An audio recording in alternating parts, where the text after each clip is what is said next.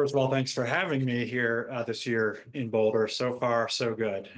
It's been wonderful time and wonderful experience. And I'm very happy to see a number of the students in my class here to join us tonight. We just had an opportunity to speak in my class with Matt Crawford, and I think all of us are in for a treat.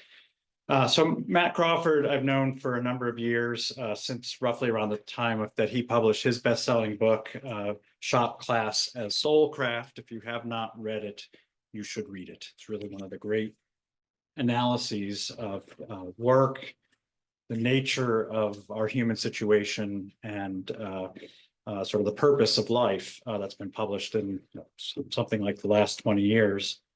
Matt is an author. And at least according to Wikipedia, he professes to be a motorcycle mechanic, at least supposedly. At least he was at one time a motorcycle mechanic. He holds a undergraduate degree in physics from the University of California at Santa Barbara, where he tells me that he lived very close to the area where surfing is best, and completed a doctorate in the history of political thought at the University of Chicago. In addition to authoring the best-selling book, Shop Class as Soulcraft, in 2009.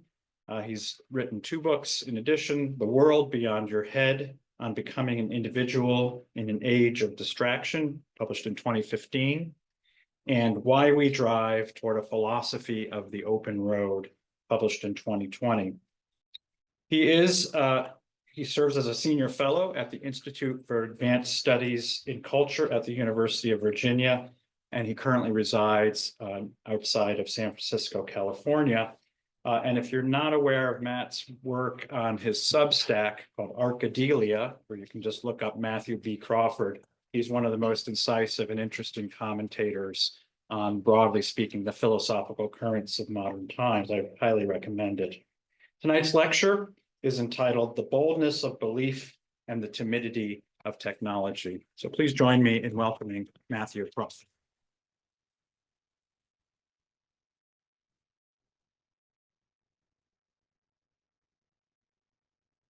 This thing will work.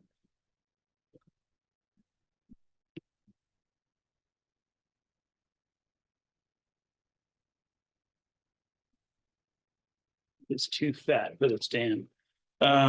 Good. I'll just hold the mic. What's that? The stand. No, this is the body of the mic's too fat for the clip. Hello, and thanks for coming. It's a pleasure to be here. I used to go hiking up in Summit County a fair bit, and I love this place.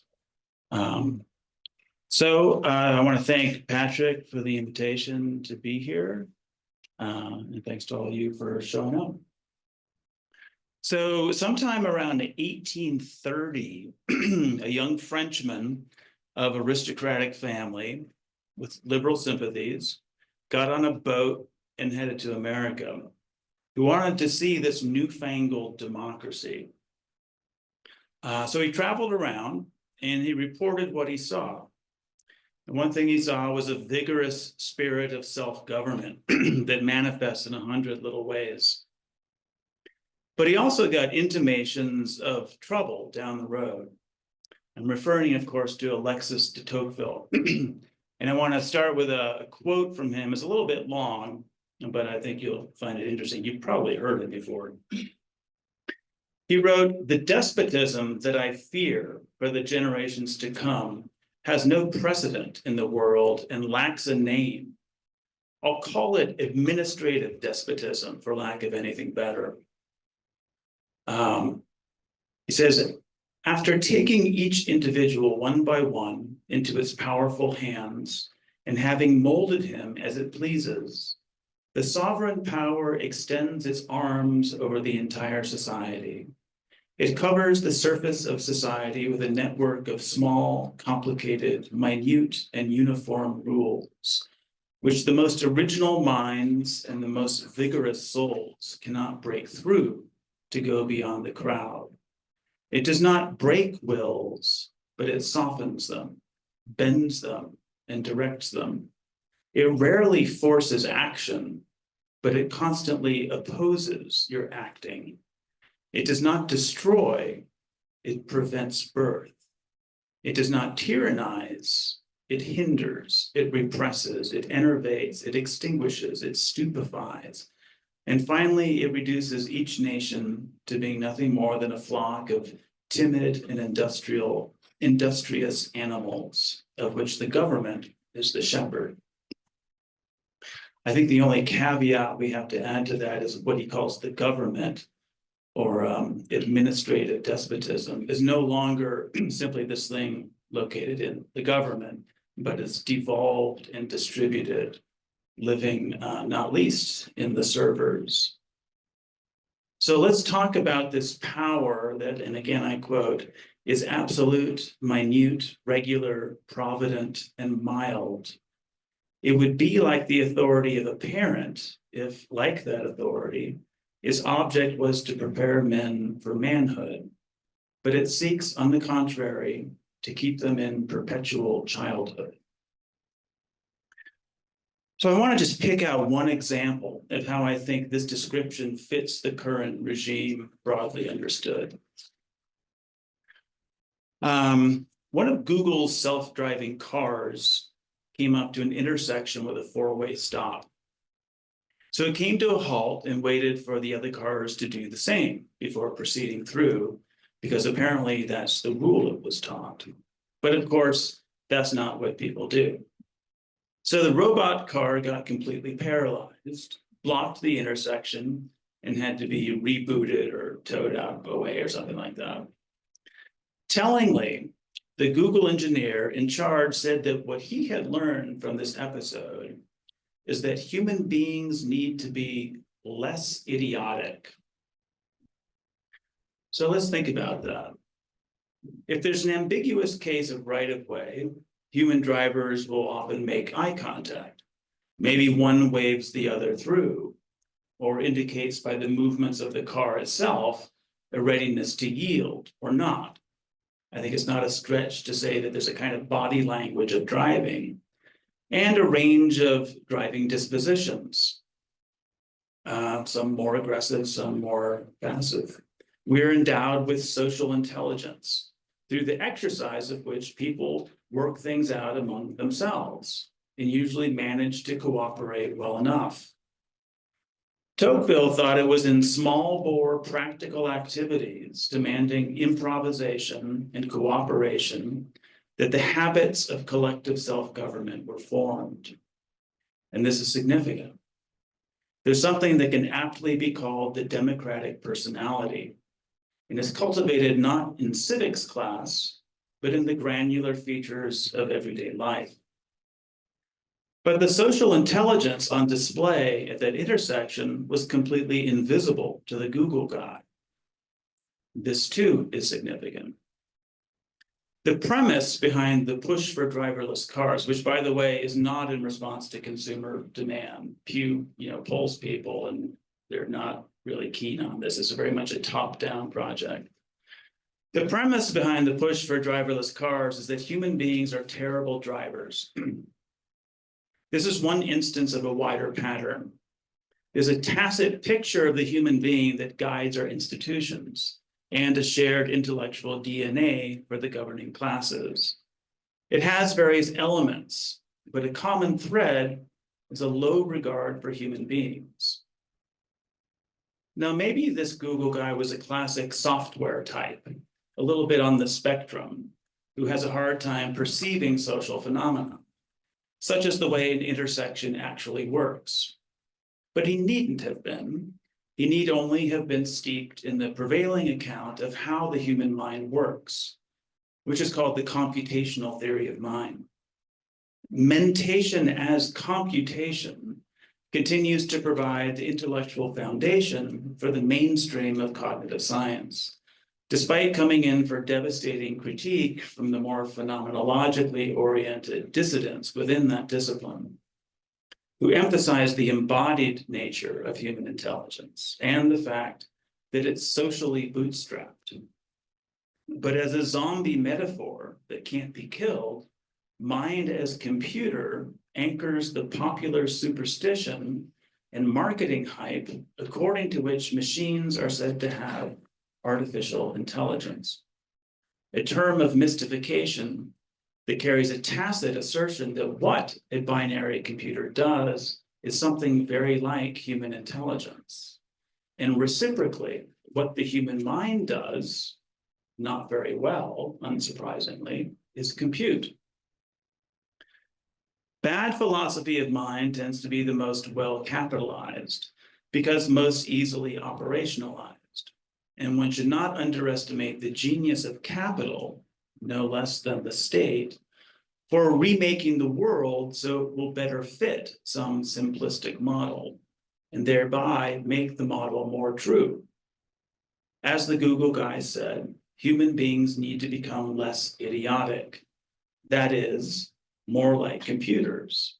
That is, more legible to systems of control and better adapted to the system's need for clean inputs. Gunther Anders, who was actually the first wife of Hannah Arendt, a little fun fact, he spoke of the rising cost of fitting man to the service of his tools. Iris Murdoch was a novelist, but she also wrote these magnificent philosophical essays that I highly recommend. She said that man is the animal who makes pictures of himself and then comes to resemble the pictures. I think this is where the real mischief is done, by conceiving human intelligence in the image of the computer. It carries an impoverished idea of what thinking is, but it's one that can be made adequate enough if only we can change the world to reduce the scope for the exercise of our full intelligence as embodied agents who do things.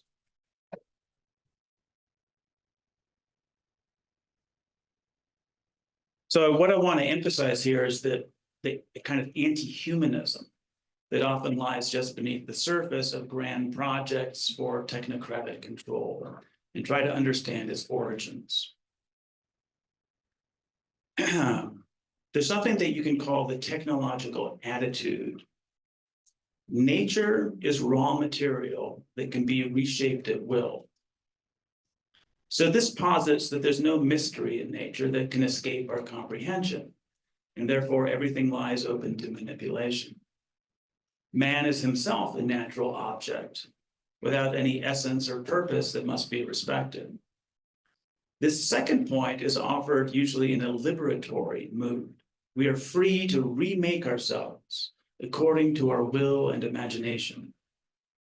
But it follows that, like the natural world, the contents of our hearts and minds are then likewise open to scientific management. C.S. Lewis writes, "The power of man to make himself what he pleases really means the power of some men to make other men what they please." So I've just sketched a simple, surely too simple, logic by which you get from the technological attitude to the specifically modern form of tyranny. The technological attitude is an attitude to reality and truth. And the good news is that it's not the only possible one. In his book, Introduction to Christianity, Joseph Ratzinger traces the road taken by the human spirit over the last millennium, and two decisive inflection points by which we got to the present. By historicizing the technological attitude, Ratzinger enables us to see it as something that has a beginning point behind which one can go, the better to get a critical view of our own metaphysics.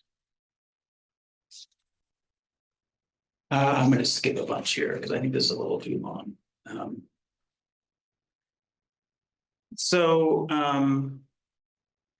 Like Leo Strauss, Ratzinger points to the Italian philosopher Giambattista Vico as the first to formulate, in a piece of bold anticipation, the new concept of reality and truth that marks the arrival of the human. Vico puts it in a formula consisting of a mere 3 words in Latin, verum quia factum. That is to say, all that we can truly know is what we have made ourselves.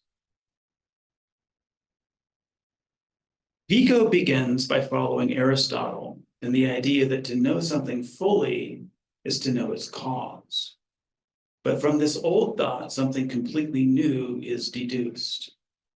If I am the cause of something because I made it, then I can know it fully. Ratzinger writes, man did not produce the cosmos, and its bottommost depths remain opaque to him.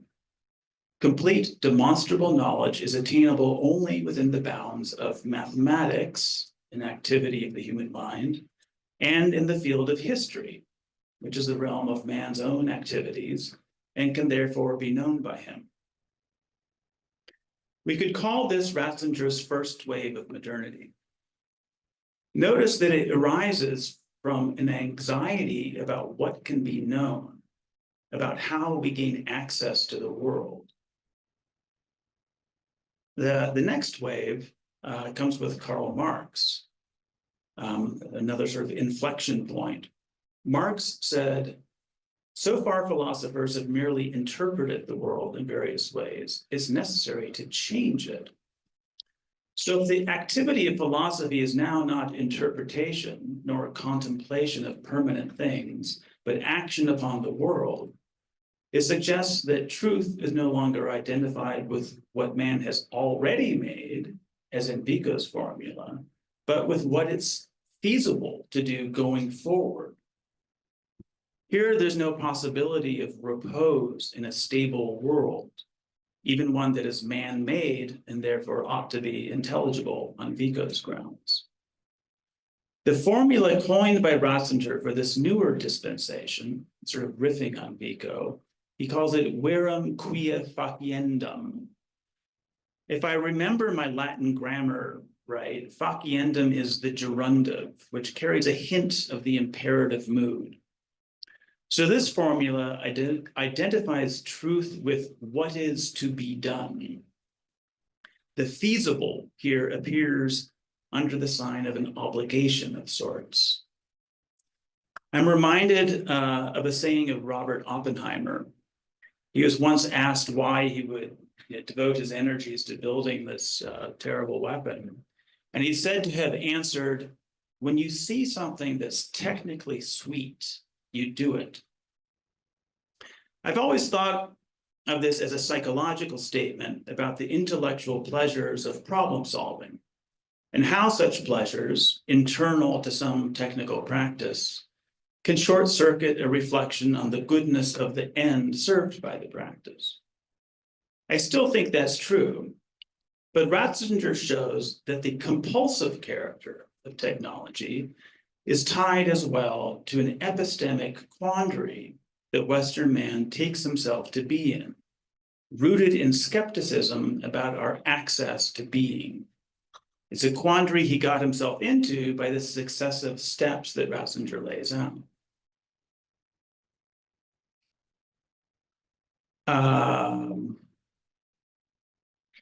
So the situation that Marx was responding to is this: the factual or already accomplished, that is the history of man's deeds, isn't actually quite so accessible as it was thought to be in the so-called science of history in the 19th century. There's a lot of interpretation and dispute about history, and Marx wants to be done with all that.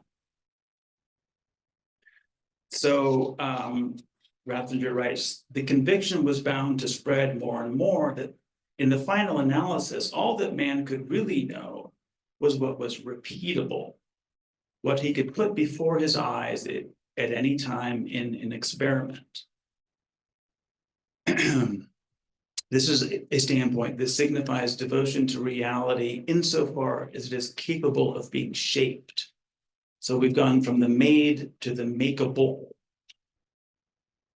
Now let's slow down here. If you ask a scientist, he'll surely say that the point of repeatable experiments is not sort of free invention, rather it's to discover an antecedent truth.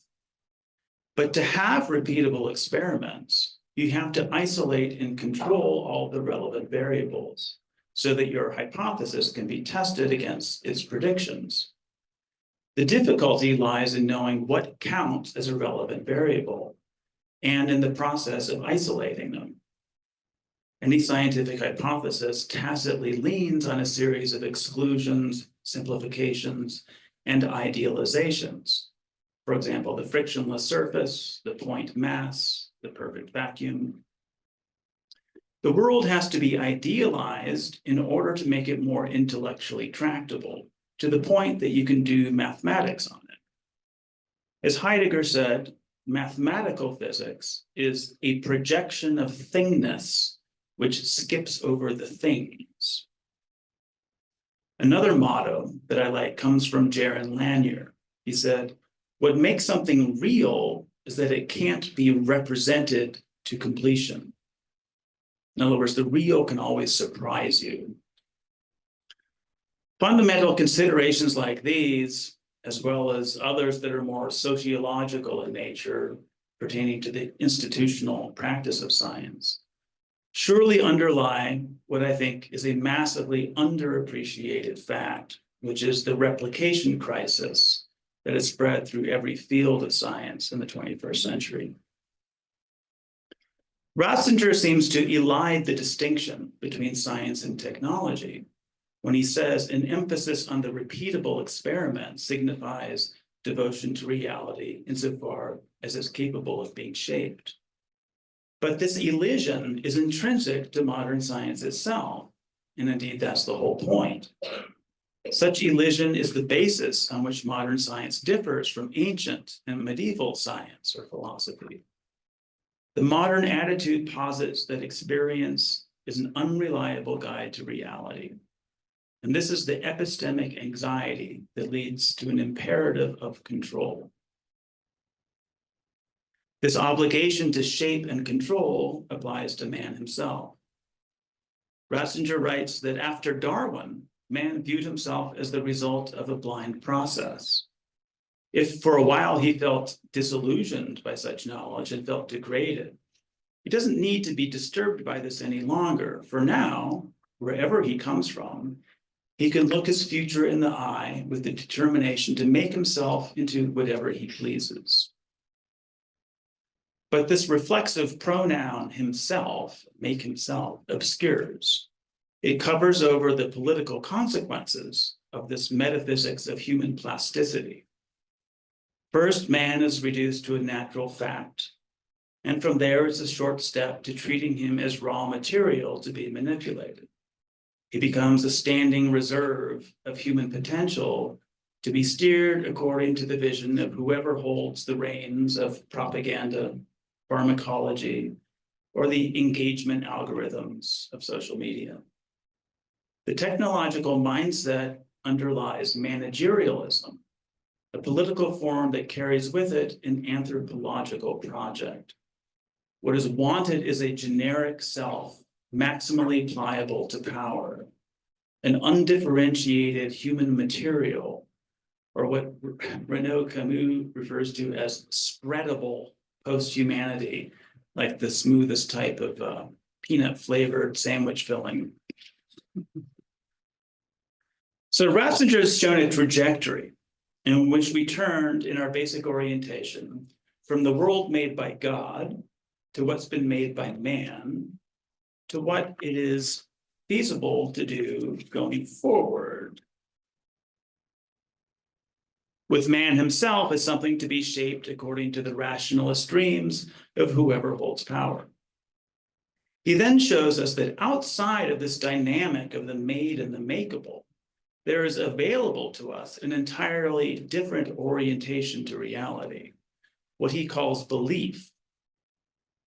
When a man says credo, I believe, here I quote, he's not primarily enunciating a program for changing the world or simply attaching himself to a chain of historical events. The act of believing does not belong to the relationship know-make, which is typical of the intellectual context of makeability thinking, but is much better expressed in the quite different relationship stand-understand. Belief here is not an incomplete or provisional form of knowledge, the kind of thing that in principle could one day be verified or refuted. Instead, it's something you do in the present, a kind of loyalty. He writes, belief operates on a completely different plane from that of making and makeability. Essentially, it's entrusting oneself to that which has not been made by oneself and never could be made, and which precisely in this way supports and makes possible all of our making. Meaning that is self-made is in the last analysis, no meaning. Meaning that is the ground on which our existence as a totality can stand and live, cannot be made, but only received. So Ratzinger would have us simply step aside from the epistemological anxiety that has driven the great drama of modern thought. But unlike vulgar forms of existentialism, he doesn't offer as a remedy for such anxiety a cult of the will. He's not suggesting that one make a heroic decision to believe, which after all would be an incoherent thing. Like someone who comes into a room and announces, there's not a cloud in the sky, but I believe it's raining, hoping we'll admire him as a man of conviction. For Ratzinger, belief is not an act of will, but a response to something received. So now I want to talk about receiving as distinguished from making, because I think the basic orientation to the world that we call technology is one that deprives us of something necessary for our happiness, and that is gratitude. We feel gratitude when someone does something for us outside the realm of exchange. One wants to market this arrival of something that overflows what's expected and recognize the source of it. In acting outside necessity, our benefactor shines. Or one may feel gratitude without a counterparty to receive it in response to some fortunate condition that could have been otherwise.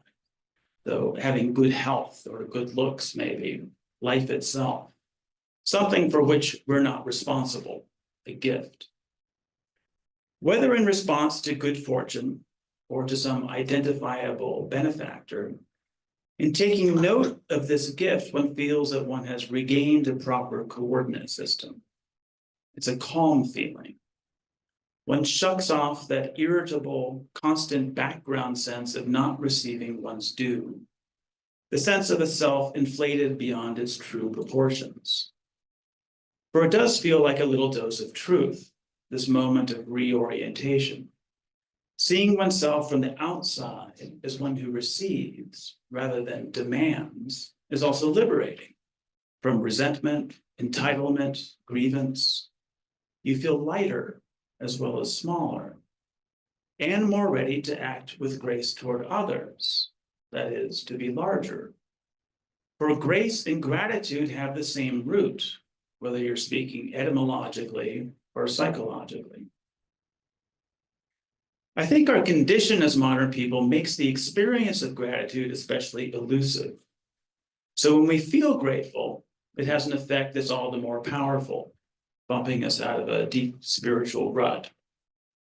And I think that's because it's an experience that is hard to make sense of in a way that accords with the grand metaphysical picture that we're living within most of the time. If we can understand why this is so, it will give us a critical vantage point from which to view our historical moment. And it might also help us identify the source of our sourness and point the way towards something better. Most simply, gratitude requires that there be another, an outside world that is not under one's control and not of one's own making. Now, of course, it's simply the case that there is such a world, but there are different ways of responding to this fact. The English philosopher Michael Oakeshott wrote 2 essays, which if you put them side by side, offer a contrast between 2 personality types. One he called the rationalist, and the other he called the conservative. Now here, a conservative doesn't refer to a political ideology. Instead, it names a disposition. What distinguishes the conservative is not hankering after the past, but rather affection for the present, for what actually exists. He has an eye for all the ways his surroundings afford a good life or provide raw materials for the building of such a life.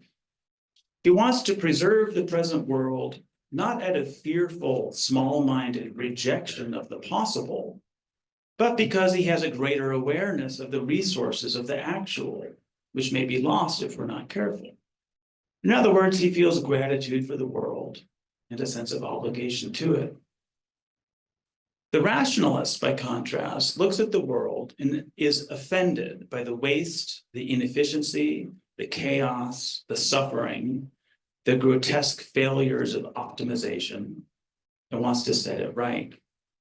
He has a vision of a better world, and that's where he lives in devotion to his vision. Probably you need both types to have a healthy society. But in the present order, one of these types is full of confidence and speaks well into a microphone, while the other is apologetic and defensive. One has the wind of history at his back and is well capitalized. The other sometimes doubts his own sanity.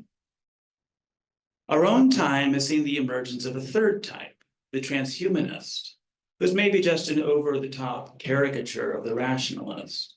And like most caricatures, it brings into relief the defining features of the original through exaggeration.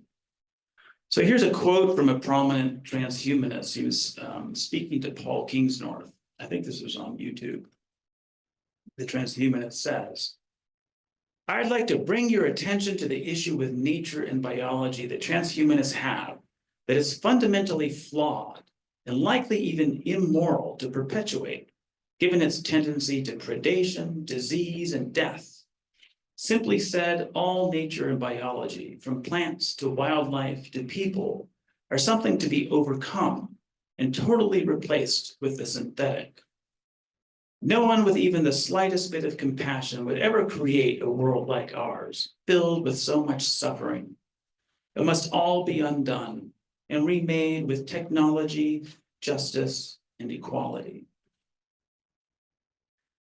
So clearly there's a theological point at issue here. It's not clear to me if this transhumanist is saying there's a creator and he's a real bastard, or there's no creator and nature itself is a real bastard. In any case, the so-called created order is no order at all, but a filthy and cruel chaos. He says it would be immoral to perpetuate. Okay, so the transhumanist speaks as a moralist. He appears to be animated by what Nietzsche called ressentiment, which is the opposite of gratitude. In the Gnostic heresy, the world was created not by God, but by his evil twin, roughly. It must be rejected and overcome through human effort. Doing so requires special knowledge, gnosis, which is to be cultivated in a priestly class. This finds its equivalent today in today's technocratic managers and moral visionaries of equality, aflame with a vision of life beyond suffering that will arrive when the givens of life are totally replaced with the synthetic, as our transhumanists put it. The point is to bring about salvation here in this world. Vogelin's famous immanentizing the eschaton. As many have noted, the transsexual ideology is sort of a version of transhumanism. It was pungently named by Mary Harrington as meat Lego Gnosticism.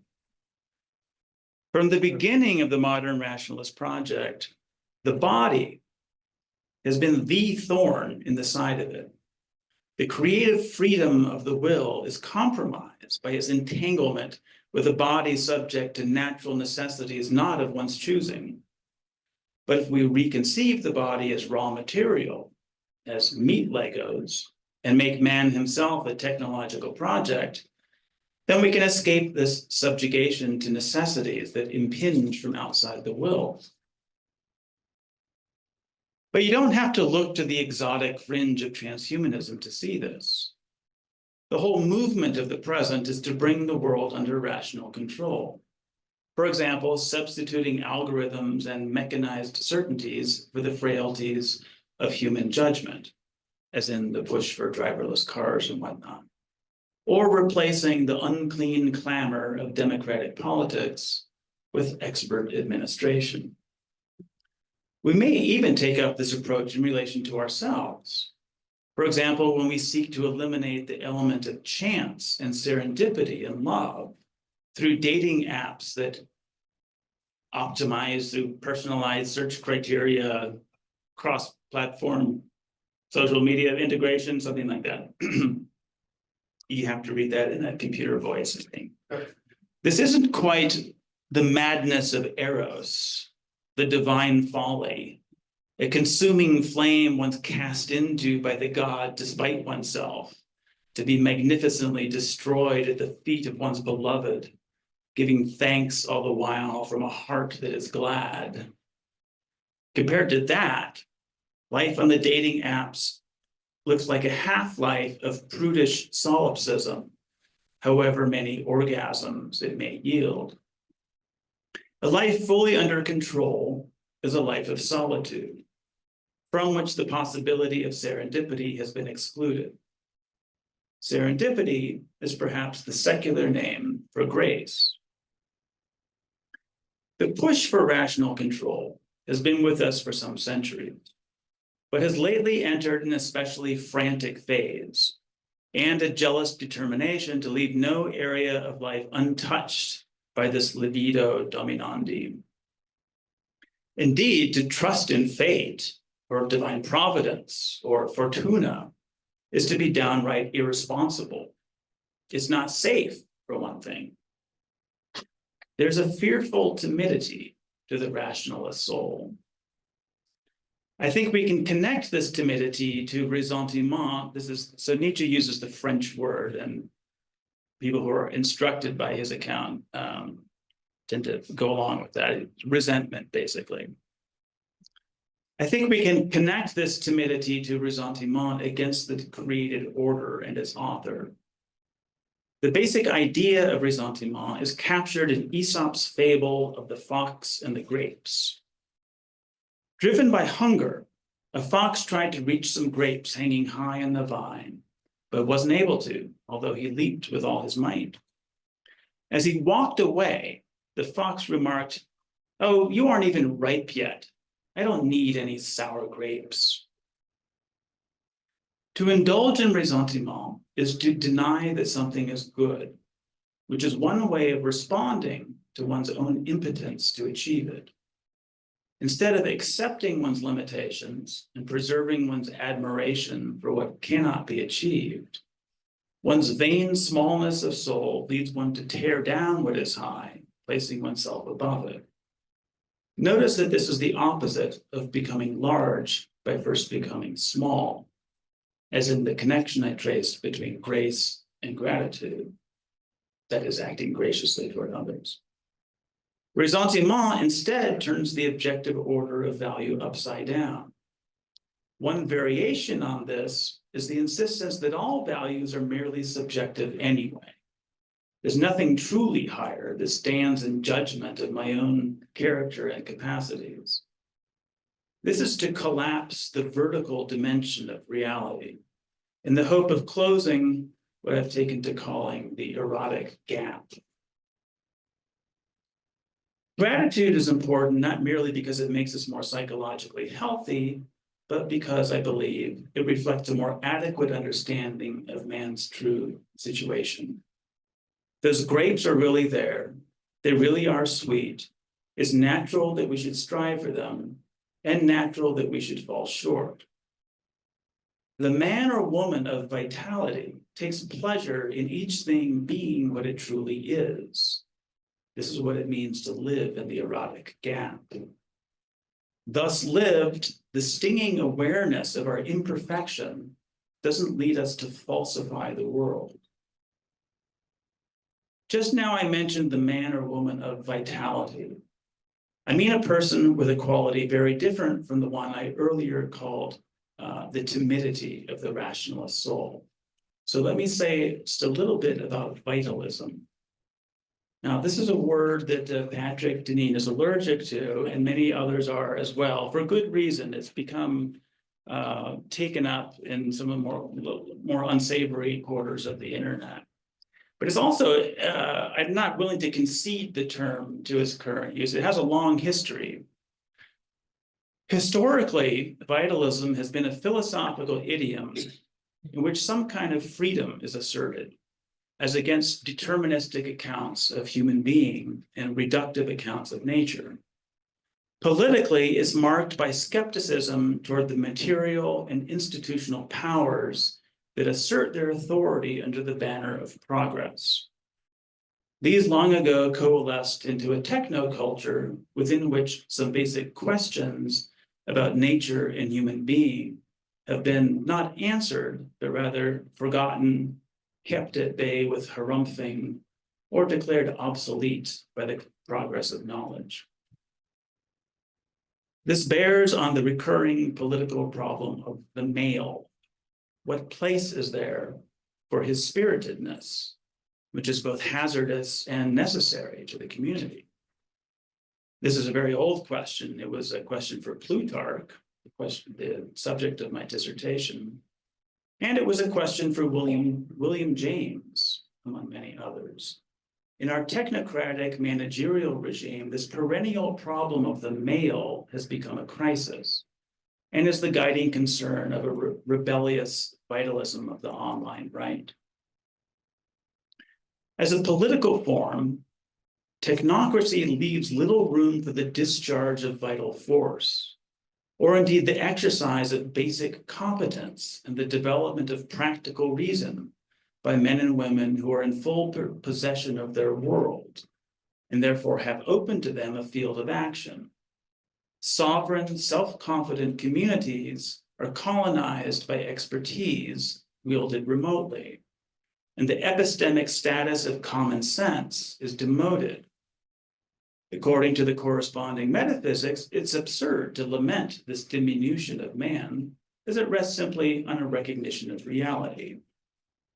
The Stanford neuroscientist explainer Robert Sapolsky recently announced that we have no free will, for example. This would seem to be a case of science in the service of managerial ideology. It's a kind of new Lysenkoism. Our fond notions of individual agency and collective sovereignty belong to the adolescence of the race on this view, and it's time to give them up. To be a mature person is to accept this. To be a vitalist is to reject this diminution. But on what basis?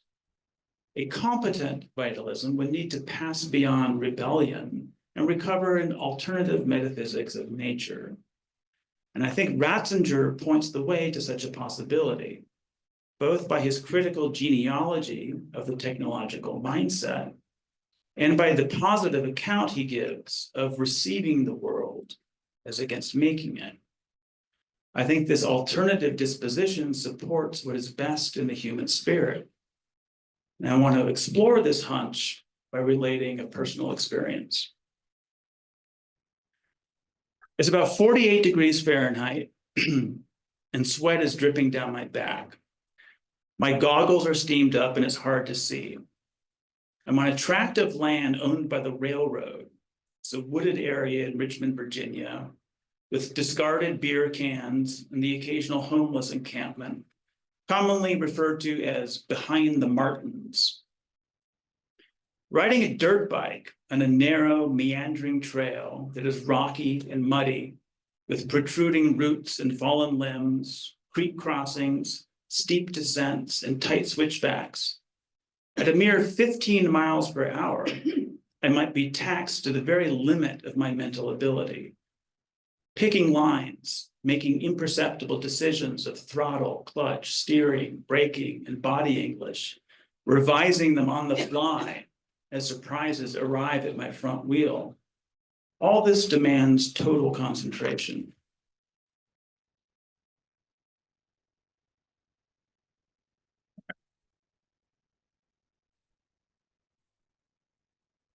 When I push the pace beyond my current level, of confidence in response to some challenge of the terrain. It's a kind of leap of faith.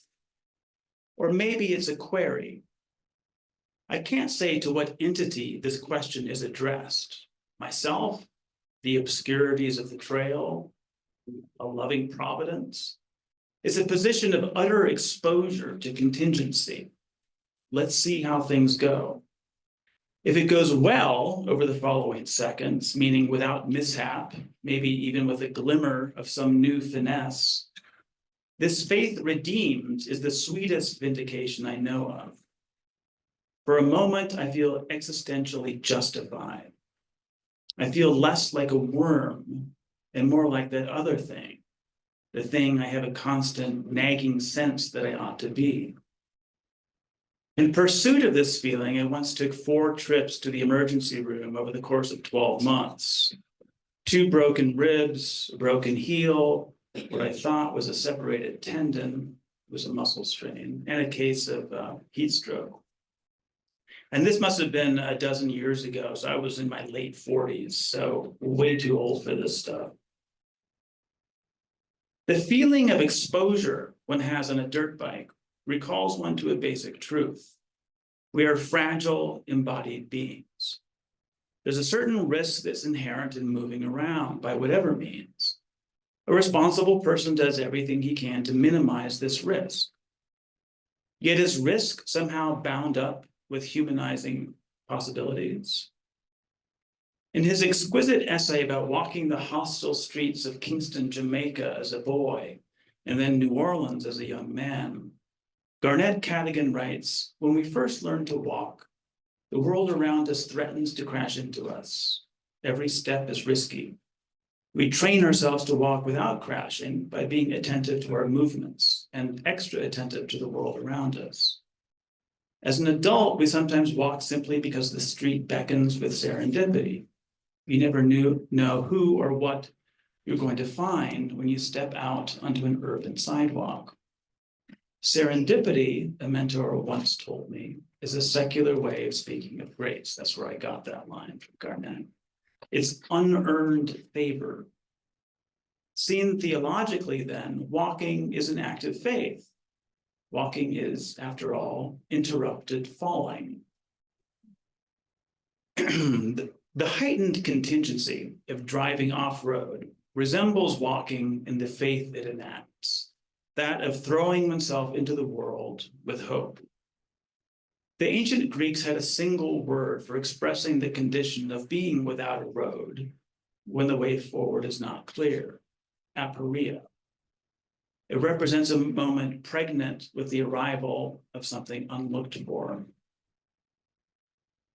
These experiences, I'm almost finished, I promise. These experiences of serendipity and faith feel a bit scarce in contemporary culture, and the language for articulating them seems to be fading from common use. We have a vision of the future in which there would be little scope for such moments. The most authoritative voices in commerce and technology express a determination to eliminate contingency from life as much as possible and replace it with machine-generated certainty. That's what automation does, whatever else it may accomplish. More broadly, a need for certainty is expressed in the project to expand rational control over domains that remain intolerably wild. At times, this project comes untethered from any utility-maximizing logic and looks more like a compulsion. It reveals a metaphysical orientation that seems a bit cramped or timid. The Dutch historian Johan Huizinga found the origin of civilization to lie in play. He wrote, to dare, to take risks, to bear uncertainty, to endure tension. These are the essence of the play spirit. Let's place that thought beside another. Ratzinger points out that the Hebrew word amen has a rich variety of meanings. They include truth, firmness, firm ground, also loyalty, to trust, entrust oneself, take one's stand on something, believe in something. He writes that the Amen is a trustful placing of myself on the ground that upholds me, not because I have made it and checked it with my own calculations, but rather precisely because I have not made it and cannot check it. It expresses the abandonment of oneself to what we can neither make nor need to make, to the ground of the world as meaning. Is there then something bold and life-affirming in faith as there is in play? This trustful placing of myself on the ground that upholds me would seem to be a kind of existential courage. Maybe that's why people of easy and resolute religious faith seem lighthearted, as the courageous do. To trust in providence relieves one of anxiety for the future. To believe that the fundamental ontology of the world, being itself, is somehow trustworthy would seem to be something further in the same direction. It relieves one of anxiety for the present. That is real abandon. A person in that state is in the possession of a gift, and he shines. I suppose that's what charisma means. It's from the Greek word for grace. When I've pressed my luck on the trail, heedlessly as it were, and that fleeting glimmer happens, it does feel like a shining state of grace. It's heedless of hazard, but also heeding a call of some kind. Can it be accessed more reliably, this courage that makes one outrageously, luxuriously free? Ratzinger writes, "What is belief really?" I want to close with a few lines taken from his book, Introduction to Christianity. To believe as a Christian means, in fact, entrusting oneself to the meaning that upholds me and the world, taking it as the firm ground on which I can stand fearlessly. It means affirming that the meaning we do not make but can only receive is already granted to us, so that we have only to take it and entrust ourselves to it. Christian faith lives on the discovery that not only is there such a thing as objective meaning, but that this meaning knows me and loves me. Thank you.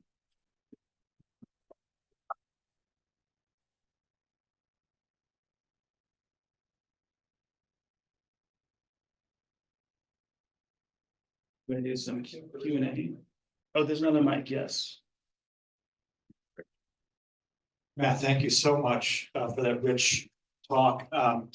Why don't we open things up for questions? I don't know if it's tradition here, but I like the tradition of encouraging students to speak first, since they often are run over by everyone else in the room.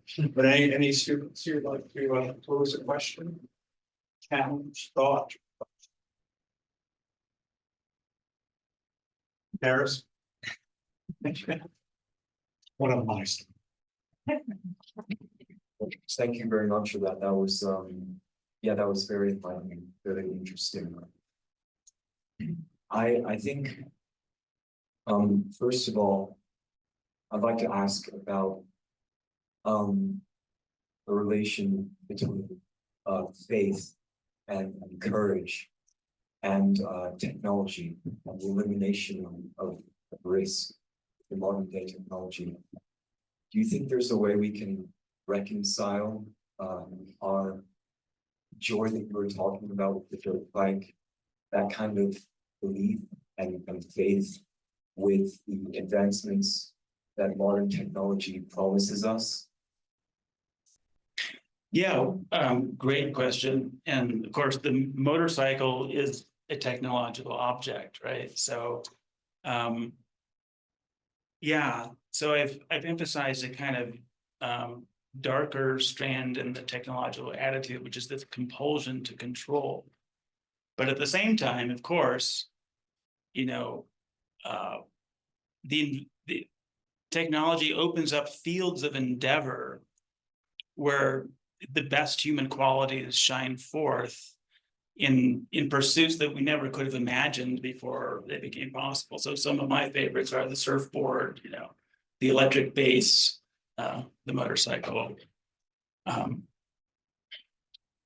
So I think I actually got into a quarrel with this guy named Paul Kingsnorth recently, who he's kind of a Luddite, and basically hates civilization.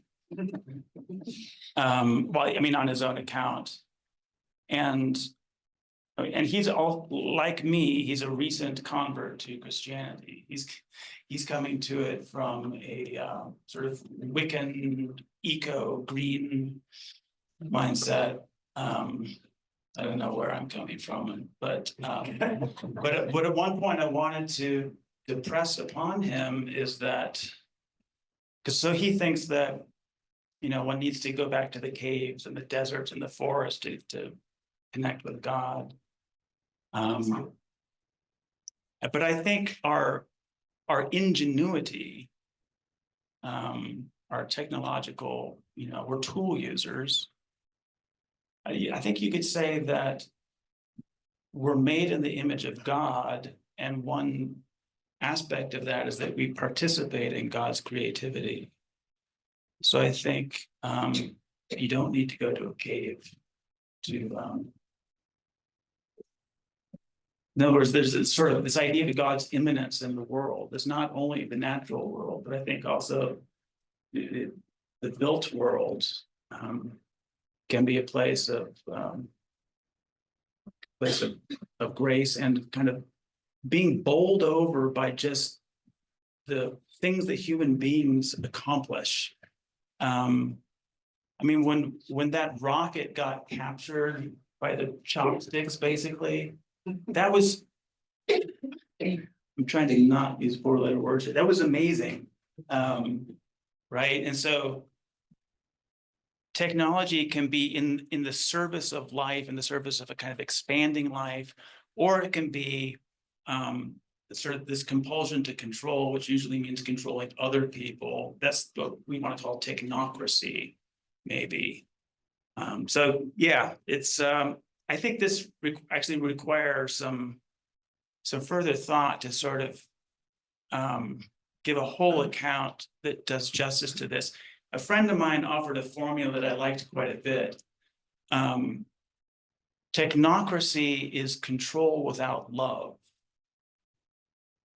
So I like that because to do something like build, you know, a rocket that you can capture requires going really deep into, you know, rockets and gravity and all the rest. There's a kind of love that drives that passionate kind of engineering project.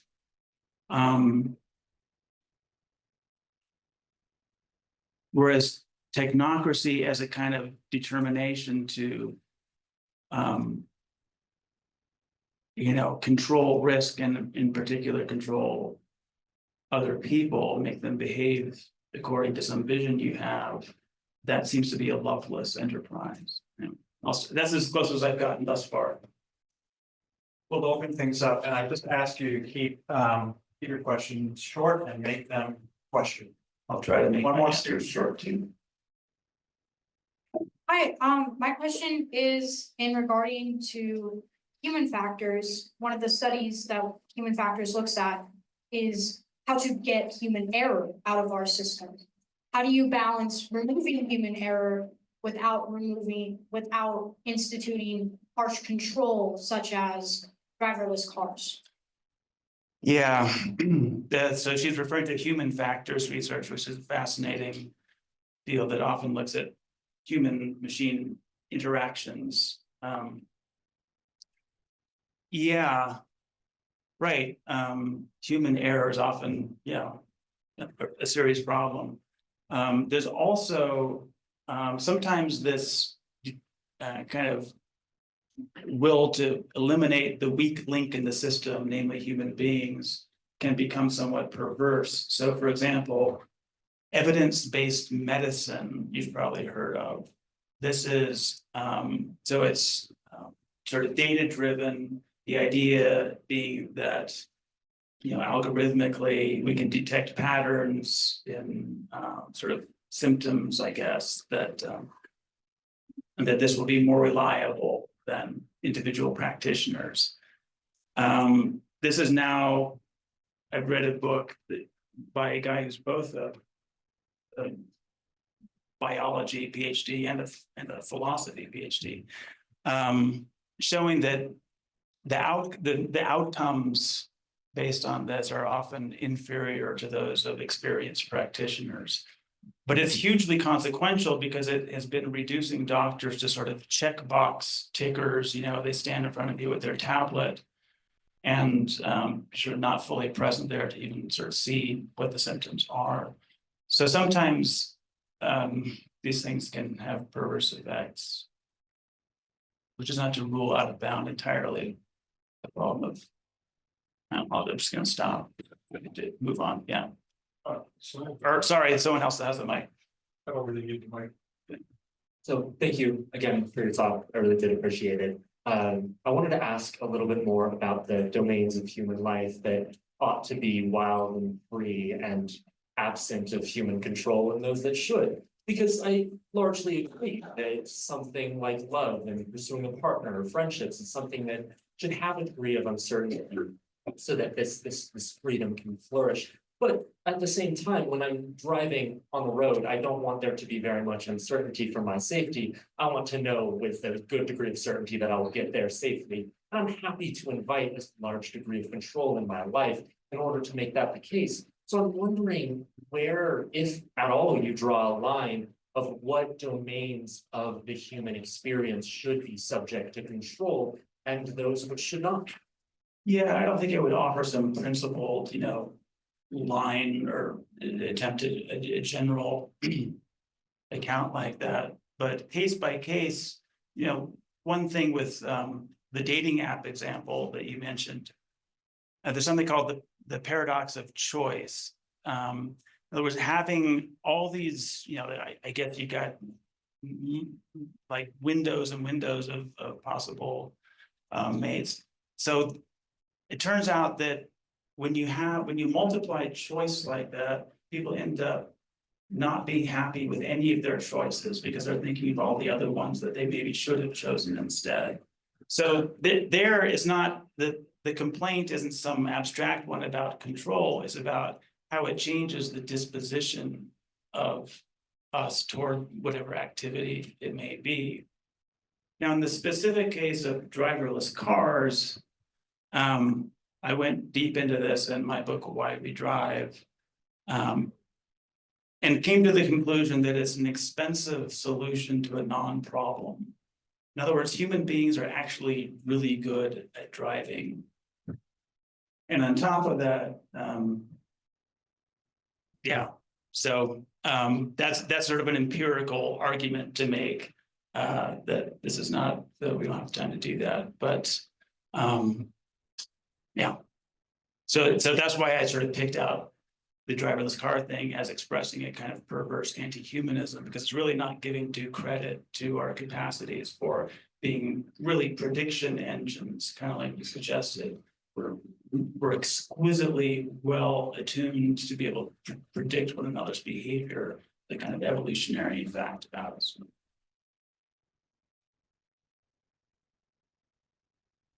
Less on the subject of technology, but more with regards to faith and grace and gratitude and belief. What do you make of the human instinct that often happens to proselytize or to the kind of urgency we feel that we want to share these things? And I think sometimes it's alarming, like morally alarming when people do so ardently, and also alarming when they don't, if they really do have something so good on their hands. And I think with Christianity, especially, the beliefs that like we want to share, but it can also be harmful to do so. Yeah, just as a matter of sort of taste, right? There's something, I'm, again, very recent converse. I'm still figuring out how to handle this stuff. So what is it about proselytizing? It really is, it's really annoying. I guess there's something presumptuous about it, right? That's how it comes across. But like you say, if you really think you're in possession of this incredible truth, why would you not share it? Yeah, I don't have an answer to that. I'm actually gonna take post prerogative and ask a question, since we're on the subject of Christianity and belief, and Matt and I are in the midst of probably what will become a long-standing, I think, largely friendly disagreement about the relationship of vitalism and Christianity. But it's striking to me, in the context of the current election, there's a really interesting phenomenon that, as I was listening to you speak, I'm trying to parse it out and wondering if you can help me. So we had this previous election was, of course, many things, but among the things that it was, and certainly how people have understood it and it's been discussed, was posing the kind of technocratic, managerial, expertise, rule of the elites against the uprising of a kind of populist rejection of this managerialism. Populism often characterized as the rejection of pinheaded elites, of the experts who know better than the ordinary person, the embodiment of common sense, which you had a shout out to. And often, at least people who are more likely to be people of faith than those who are in the kind of meritocratic elite. And yet we also saw in this election the support of the populist position of people who might be described, really prominent support of people who might be described as those as a little bit more on the side of those who favor or who are not inclined to this view of gratitude that you understood. I'm thinking here of somebody who, like someone like Elon Musk, who thinks that we really have to leave the planet soon. Yeah. And get out of here. Yeah. If amen means, among other things, being grounded and loyal, well, that's not an especially grounded and loyal perspective. Right. Word I didn't hear as you were describing Ratzinger's discussion of gratitude, the word I didn't hear was humility. And the disposition and inclination of humility, which might be one way of thinking about Christianity and how one can push back against those who pass too proselytizing, is that the disposition toward gratitude requires a certain form of humility. Mhm.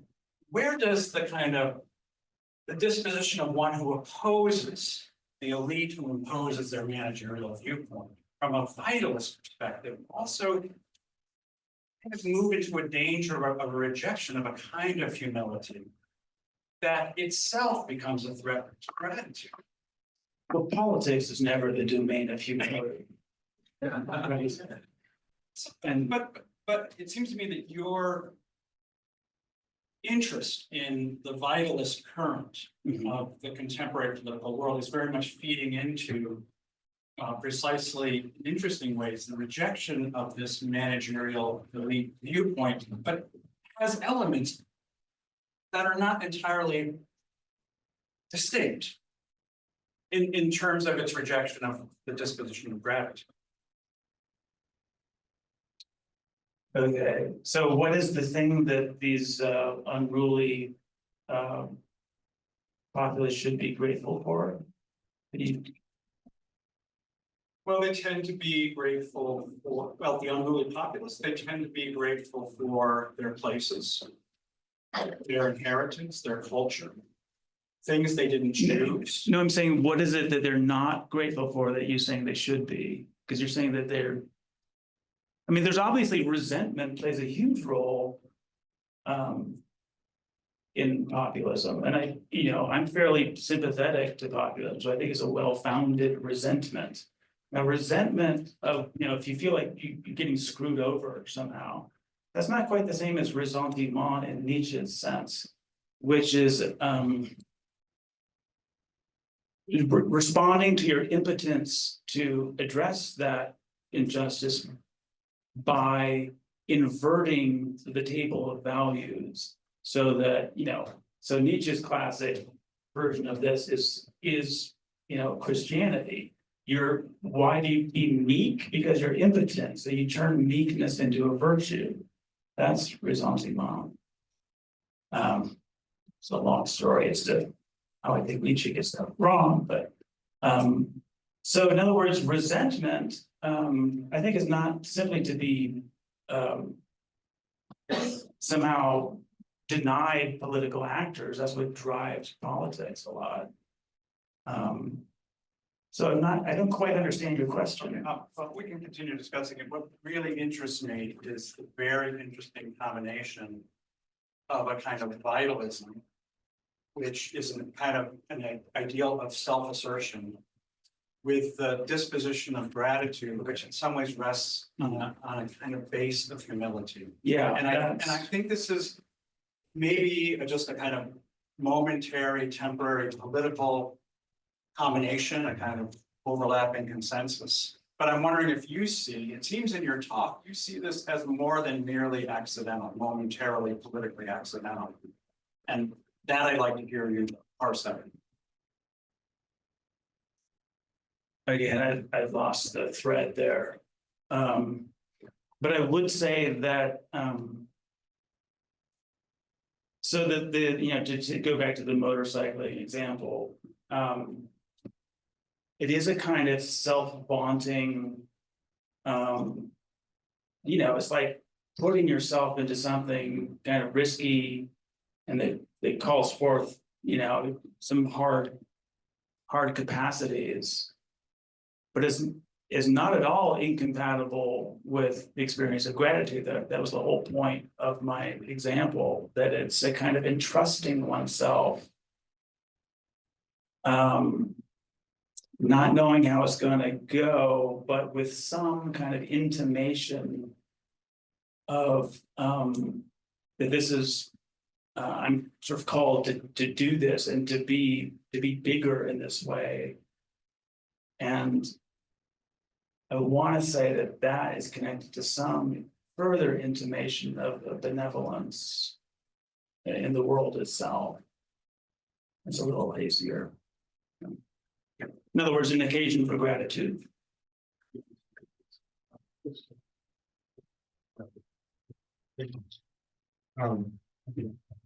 So I actually have two questions. First one is, well, I'm going to read them together. So much of my work has to do with trying to find guardrails here and trying to avoid this mechanization of humanity. And I'm struck by the fact that you said a computer voice. Computer voice don't exist anymore. It's just a generation. Yeah. So would you? Makes for good comedy. Yes, it sort of ages them to even know what that means. So do you think that we should build those kinds of guardrails in where those types of mechanizing automations should be reminded, that we should be reminded these are in fact mechanisms? But I really want to try to figure out why this is a Benson talk, because you were saying, and I just don't see where the conservatism is here. I mean, are you saying that basically we need to accept our own imperfections and try not to make heaven on earth here, essentially? Is it kind of undergirded here? Something like that. So I invoked Michael Oakeshott. So he's a particular kind of conservative he's a critic of what he calls rationalism, which is tied to kind of this aspiration to remake the world according to some vision. And he contrasts that with this disposition of affection for the world as it is. And that's the species of conservatism I think I can avow. And then,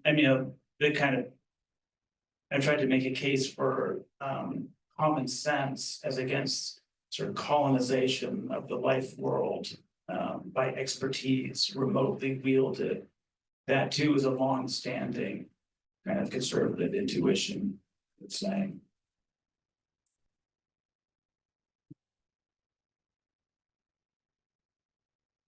I want to say thank you for your time tonight. It's quick, but I'm curious if you could speak a little bit more to the way that mortality factors into how a person sort of aligns themselves in one of those groups, whether or not it's how frequently a person is, interacts with the idea of their own mortality, how that factors as well. Yeah, I do think that an awareness of limits, including ultimate limit mortality, is something we've become quite allergic to. And Christopher Lasch is quite good on this, that we're sort of intolerant of the idea of any kind of limit. And, in the whole transgender thing, there's the idea that the body should impose a limit on my imagination or will. That is one instance of that. Yeah, mortality, it's kind of sets the frame within which life looks precious, right? So maybe an awareness of mortality is sort of the precondition for gratitude for life, something like that. I'm just thinking out loud.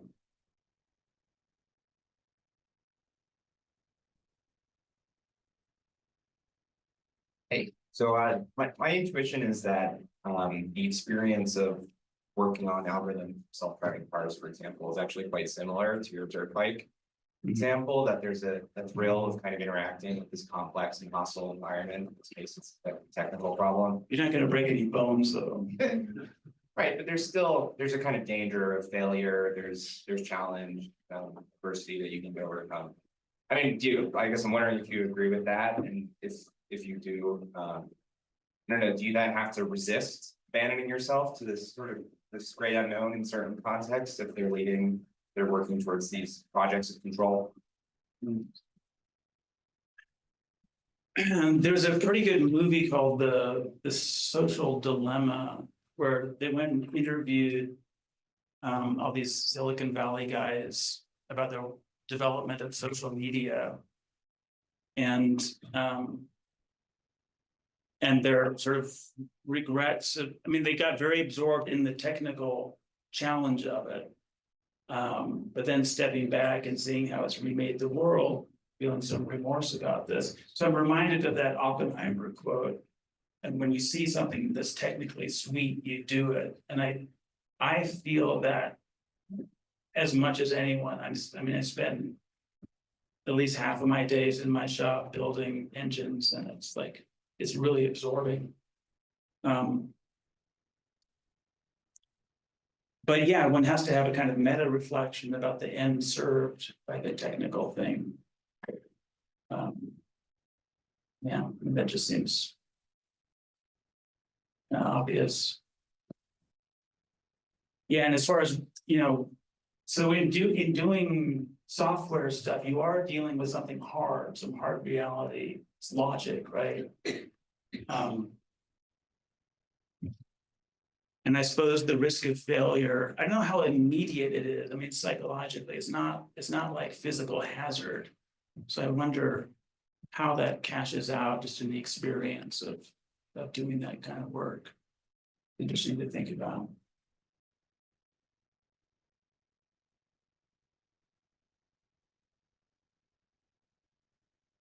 So much. Thank you for your talk this evening. My question is somewhat close to Professor Deneen's.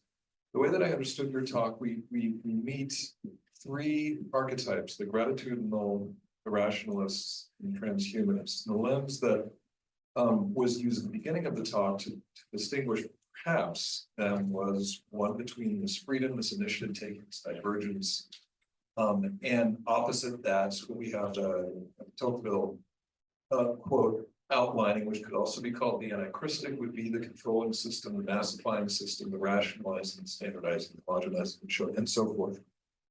And I also reacted. I could see the rationalist archetype really fitting into that latter problematic model.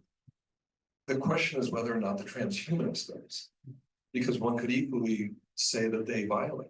And Elon Musk is a great example. That is, we talk about SpaceX, but what about Neuralink? What about this push to take the human body, make it better, not necessarily to the point of massifying and homogenizing people, but allowing perhaps even an individual to transcend their body for the sake of distinction? Yeah, I mean, that was kind of my point in invoking the transhumanists, that it's a continuation or radicalization of the project to overcome any external limits to human will. Yeah, and the whole Neuralink. I hope that by praising the rocket capture, it wasn't taken as a wholesale endorsement of all of Elon Musk's projects. Not least the falsification of safety data about the self-drive function on Teslas, which I go into in my book. that's a side thing, but so the continuity that I suggested between the rationalists and the transhumanists was not satisfying to you, right? Sure. Not quite sure, but I'm wondering if there is. If there's more discontinuity between the two. And what does the discontinuity consist of? That one, the rationalist does absolutely lurch toward the system. Okay. Systematization, whereas the transhumanist might actually violate. Because it's somehow like this individual project of sort of tinkering with your body or whatever, your brain with implants or something. Yeah, I guess I'm fairly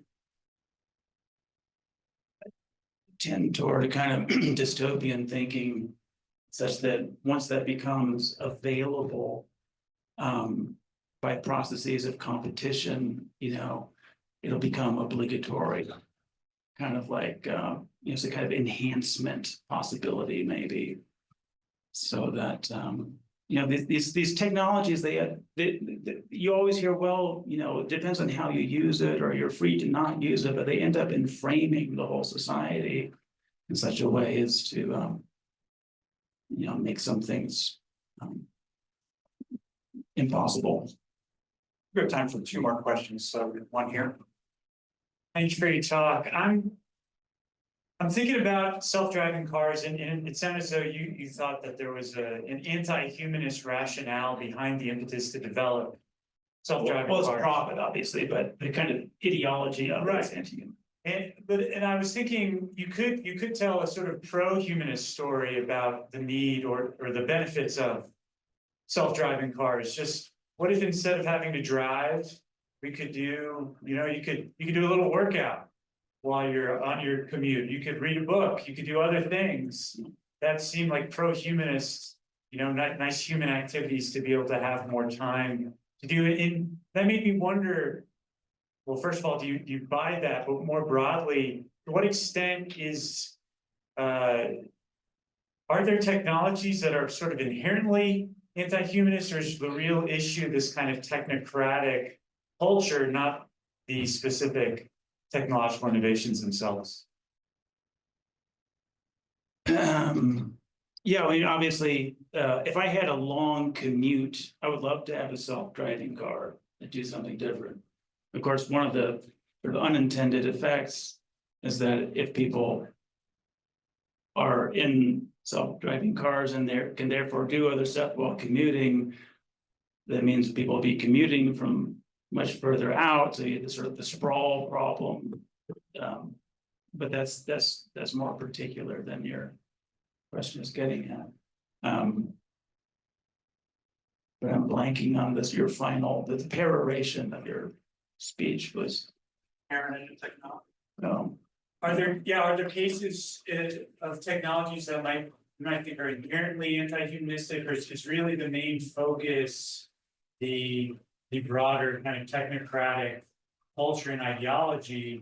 And so maybe if we had a better, ideology, there wouldn't be any issues with, say, self-driving cars. Yeah. Well, one thing that's clear is that none of this is the fault of diodes and resistors and capacitors, right? It's not the material stuff itself, but it is, it sort of alters the field of human possibilities, and all kinds of new possibilities emerge, but one has to be cognizant of what's lost as well. So that's what I'm trying to articulate, because the positive stuff doesn't need repetition by me. I mean, that's the main megaphone of commerce. One final question. No. Hi, Dr. Crawford, thank you so much. That was a really wonderful talk. Thank you.